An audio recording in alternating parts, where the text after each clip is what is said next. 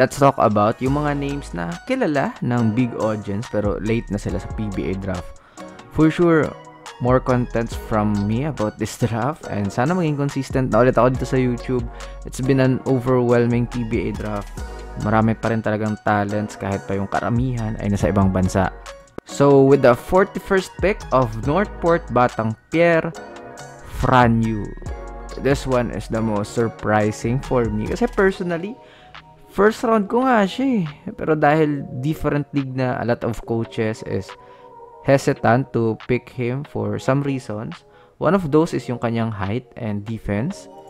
Pero for sure, meron siyang contract dito sa Northport. He will play for the team kung saan siya naglaro ng PBA on tour. Familiarity is not an issue.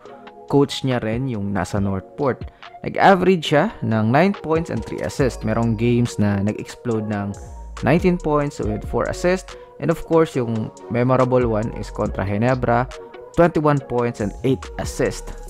With his showing sa on tour, he is really capable of doing such things na kailangan ng Northport. If the offense doesn't pick up, meron siyang ability to score. Game on the line, maaasahan mo rin with his clutch genes. Hanggang ngayon, surprise pa rin sa akin na nag-slide siya ng ganito kalayo. Next, Jan Amores, 53rd pick ng Northport. This will be a story sa liga. A lot of questions and excitement yung dala niya eh. Kamusta na kaya yung problematic face niya? Is he legit?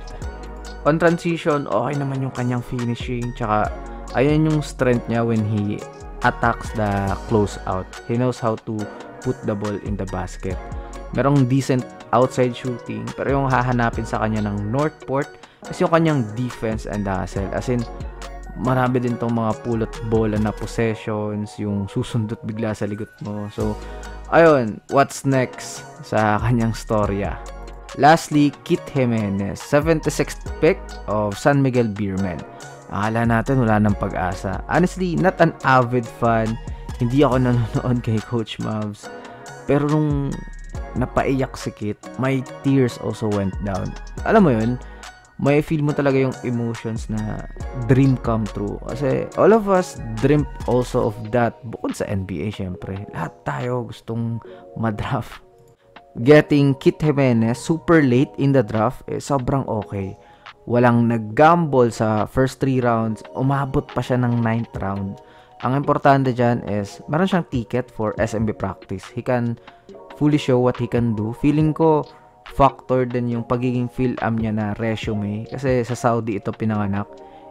Ilan lang yung slot sa PBA na mga Phil-Am per team. Buruin mo yung rule na yan, diba? Unlike kung kinonsider siyang local, mas marami yung available slot. Kasi most of the teams, syempre ibibigay nila yan sa mga Phil-Am na galing talaga ng ibang bansa, yung mga prize players.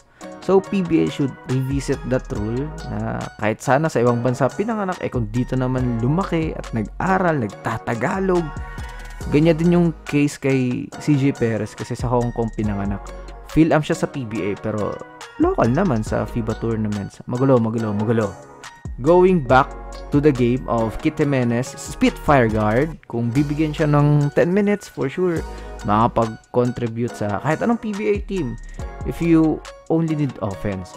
Another downside is yung kanyang defense, lalo na kung nasa PBA na siya with all the switchings and match-up problems.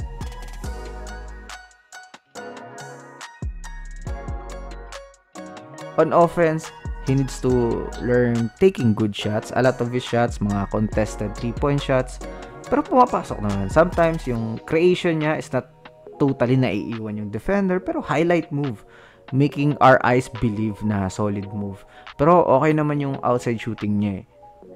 If mabibigyan siya ng contract, he can no longer play kung ano talaga yung playstyle niya. Depende kung may opportunity. Pero if he wants to have a life in the PBA, consistent outside shooting, take good shots, maging deadly sa corner, different from him, pero this is the ticket for him. Tsaka kung liability man siya sa tingin natin on defense, just be more aggressive.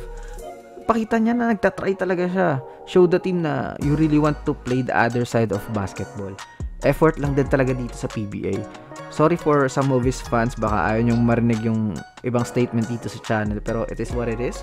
But still, congrats to him. Sana maging successful siya kasi ramdam ko yung passion for basketball. Like, yung puso niya, korteng molten na ata. Battled a lot just to reach his dreams. 2 ACL. Grabe. At sa lahat ng mga naging late sa PBA draft, always think of PJ Simon. That's all for this video. Let me know all your thoughts in the comment section below. This is Segun Hoops. See you in the next upload. Bye-bye. Dito sa 1xBet, meron silang one-on-one battle gamit ang 2K. CPU lang ang nagko-control, race to 11, kaya mabilis ang antayan. Naka-live din yung laro para kabahan ka. So isipin mo lagi yung 2K logic na tinatawag kung kanino ka pupusta. Link in the description, make sure na gamit mo ang ating code, and as always, gamble responsibly.